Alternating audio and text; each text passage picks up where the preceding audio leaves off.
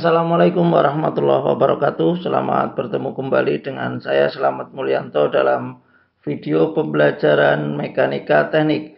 Pada kesempatan kali ini saya akan membahas tentang konstruksi balok Gerber dengan satu sendi. Namun sebelumnya jangan lupa untuk subscribe, like di channel ini, dan untuk lebih jelasnya mari kita simak video pembelajaran berikut ini. Jadi balok Gerber dengan satu sendi tambahan. Menurut Suparman bahwa penyelesaian balok Gerber itu dilakukan dengan memisahkan struktur menjadi struktur balok sederhana atau free body sehingga menjadi statis tertentu. Nah, struktur free body yang diselesaikan pertama adalah struktur yang bebannya akan dilimpahkan pada struktur free body sebelahnya. Nah, untuk lebih jelasnya mari kita lihat pada gambar di bawah ini. Jadi ini adalah konstruksi balok Gerber dengan satu sendi tambahan. Jadi S-nya itu di sini. Sehingga supaya nanti mudah dihitung, maka dibuat seperti ini gambarnya. Ini ya. Jadi yang kita hitung terlebih dahulu adalah bagian AS. Nanti akan ketemu RAV di sini dan RS. Kemudian baru berikutnya kita selesaikan bagian SBC. Sehingga RS ini akan membebani BC.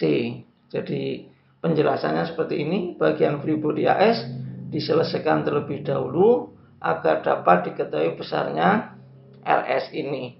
Nah, selanjutnya RS ini akan menjadi beban bagi struktur SBC, begitu. Nah, untuk lebih jelasnya, mari kita simak contoh berikut ini.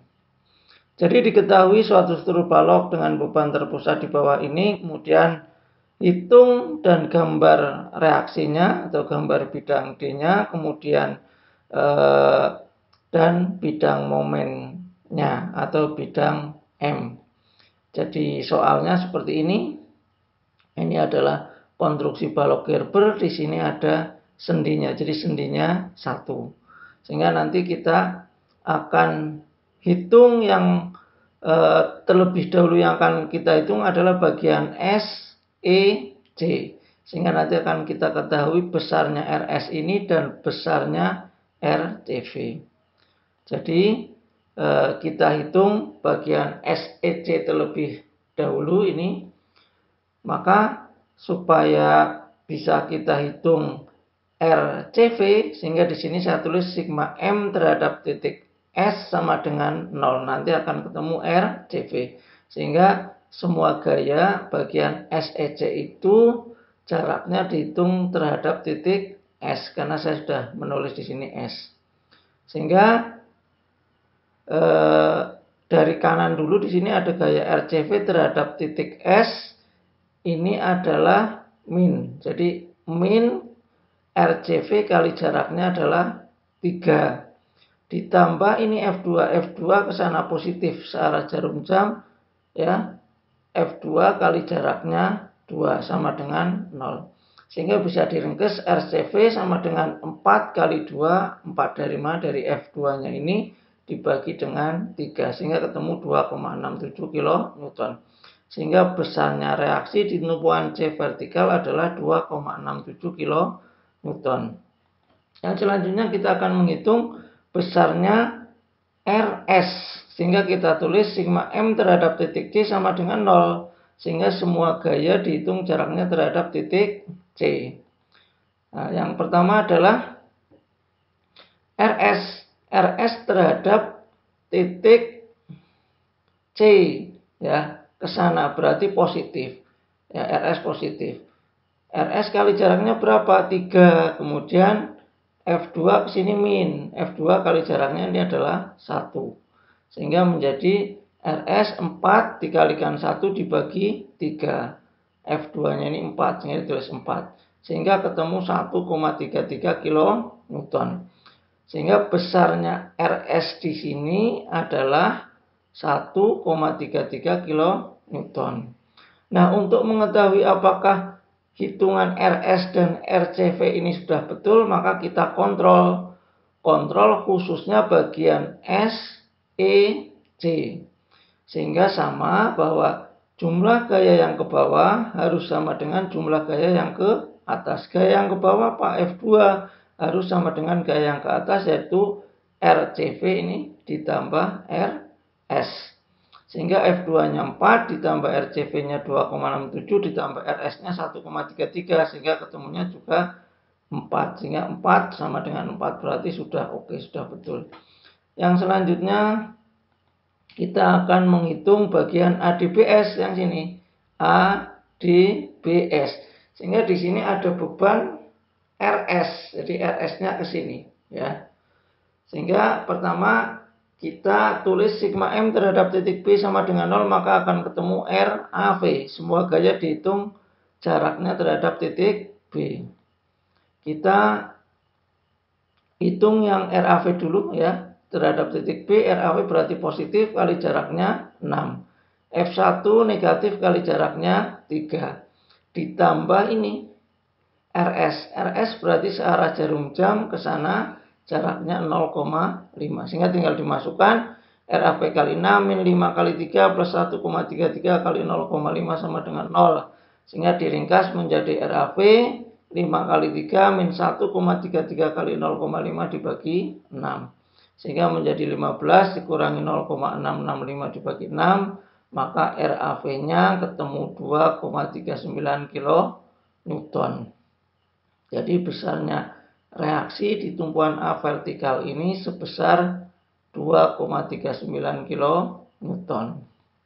Yang selanjutnya kita akan menghitung besarnya RBV, sehingga kita tulis sigma M terhadap titik A sama dengan 0. Semua gaya ini dihitung jaraknya terhadap titik A. Kita hitung RBV dulu. RBV terhadap titik A berarti berlawanan arah jarum jam, sehingga di sini saya tulis min kali jaraknya adalah 3 ditambah 3 menjadi 6. Kemudian di sini ada RS, ya. RS terhadap titik A berarti searah jarum jam ke sana. Berarti positif. Kali jaraknya berapa? 3 ditambah 3 ditambah 0,5 sehingga menjadi 6,5. Kemudian ini ada F1. F1 berarti searah jarum jam berarti positif. Jaraknya ini adalah 3. Sehingga menjadi min RBV kali 6 plus 1,33 kali 6,5 plus 5 kali 3 sama dengan 0. Sehingga bisa kita sederhanakan menjadi RBV 1,33 kali 6,5 ditambah 5 kali 3 dibagi 6. Sehingga menjadi 8,645 ditambah 15 dibagi 6. Sehingga besarnya RBV itu 3,94 kN. Jadi RBV di sini gayanya ke atas, besarnya adalah 3,94 kN. Nah, untuk mengontrol apakah hitungan itu sudah betul atau belum, dalam hal ini adalah RAV dan RBV, maka kita cek dengan dikontrol bagian A, D, B, S. Berarti gaya yang ke bawah apa? Gaya yang bawah berarti F1 ditambah di sini adalah RS. Gaya yang ke atas apa? RAV ditambah RBV. Kita masukkan F1-nya 5 ditambah RS-nya 1,33 sama dengan RAV-nya 2,39 dan RBV-nya 3,94. Sehingga kalau dijumlah menjadi yang gaya yang ke bawah 6,33, gaya yang ke atas juga 6,33. Berarti sudah sama. Berarti sudah oke. Yang selanjutnya kita akan menghitung momen. Momen di titik A ini 0, ya. Momen titik C juga 0. Sekarang momen titik D. Momen titik D paling mudah adalah dari kiri. Sehingga ingat bahwa momen itu adalah gaya dikalikan dengan jarak, sehingga RAV, ya, RAV kali jaraknya 3 berarti 2,39 kali jaraknya 3, berarti momen di sini adalah momen positif. Yang selanjutnya adalah momen di titik E. Momen titik E paling mudah dari kanan, ya. Di sini juga momennya positif. Dari kanan berarti RCV kali jaraknya 1. RCV-nya 2,67 kali 1 berarti 2,67 kilonewton meter. Yang selanjutnya tinggal kita menghitung momen di titik B. Momen titik B ini adalah min. Kenapa? Karena ini ada beban S di sini ya. Sehingga di sini min RS kali jaraknya berapa? 0,5. Sehingga menjadi min 1,33 kali 0,5 menjadi min 0,665 kilonewton meter. Jadi momennya sudah kita hitung semua. Tinggal selanjutnya adalah menggambar bidang D dan bidang momen. Kita catat dulu tadi AV-nya 2,39 kilonewton, BV-nya 3,94 kilonewton. Kemudian RS-nya 1,33 kilonewton, kemudian RCV-nya 2,67 kilonewton. Sedangkan momennya, momen titik A0, momen titik D 7,17 kilonewton meter, momen di titik B min 0,665 kilonewton, momen titik D 15,55 kilonewton meter, dan momen titik E 2,67 kilonewton. Sehingga kalau mau menggambar ya momen C-nya ini juga 0, seperti biasa harus di skala terlebih dahulu. Jadi ini supaya nanti kita tahu bahwa gambarnya sudah betul atau belum. Biasanya skala jaraknya 1 meter 1 cm. Kalau skala gaya misalnya 1 kilonewton juga 1 cm. Sekarang kita menggambar bidang D terlebih dahulu sama. Setelah di skala seperti itu, maka kita buat garis netralnya dulu seperti ini. Kemudian kita mulai dari titik A. Di titik A ini ada gaya RAV kemana ke atas ini ya. RAV ke atas. Besarnya berapa ini? 2,39. Berarti sih diukur ini 2,3. Setelah 2,3 cm ini tarik ke kanan. Di sini ada gaya F1 berapa ini ke bawah? F1 ke bawah 5. Berarti ini 5 cm ke bawah sini. 5 cm, kemudian ditarik lagi ke kanan ya. Ditarik lagi ke kanan. Di sini ada gaya apa? RBV. RBV itu ke atas. Besarnya RBV berapa? 3,94. Berarti ini 3,9 cm. Oke, kemudian kita tarik ke sana lagi ke kanan. Di sini ada gaya F2 4 kilonewton. Berarti ini 4 cm. 4 cm. Di sini ada ditarik ke kanan lagi, di titik C ini ada gaya RCV ke atas. Besarnya berapa? 2,67. Maka kalau gambarnya sudah betul, hitungannya sudah betul, pasti di titik RCV ini besarnya atau panjangnya adalah 2,6. Kalau tidak 2,6 berarti hitungan atau gambarnya salah. Selanjutnya tinggal kita arsir ya. Mestinya yang di atas ini adalah positif, arsirannya tegak, ini mestinya arsirannya adalah mendatar gitu ya. Ini tegak, ini mendatarkan di bawah. Selanjutnya kita akan menggambar bidang momen. Sama, di bidang momen kita buat garis netralnya terlebih dahulu gitu. Kemudian momen di titik A0 berarti di sini.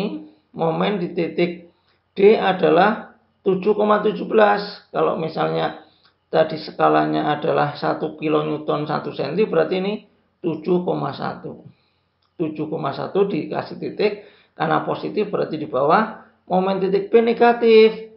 Negatif 0,665 berarti ini 0.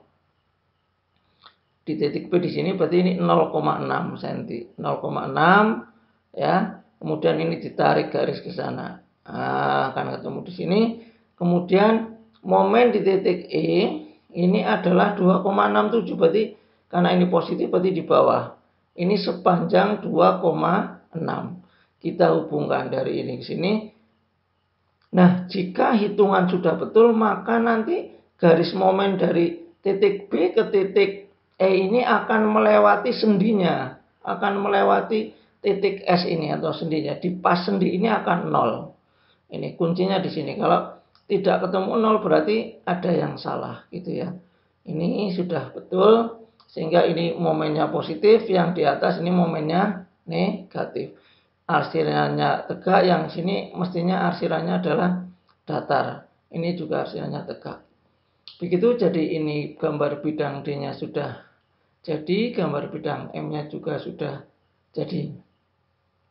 Demikian tadi video pembelajaran kali ini yang membahas tentang balok Gerber dengan satu sendi. Semoga dapat bermanfaat bagi kalian semuanya. Jangan lupa untuk subscribe, like, and share di channel ini. Selamat bertemu kembali dengan video pembelajaran berikutnya. Wassalamualaikum warahmatullahi wabarakatuh.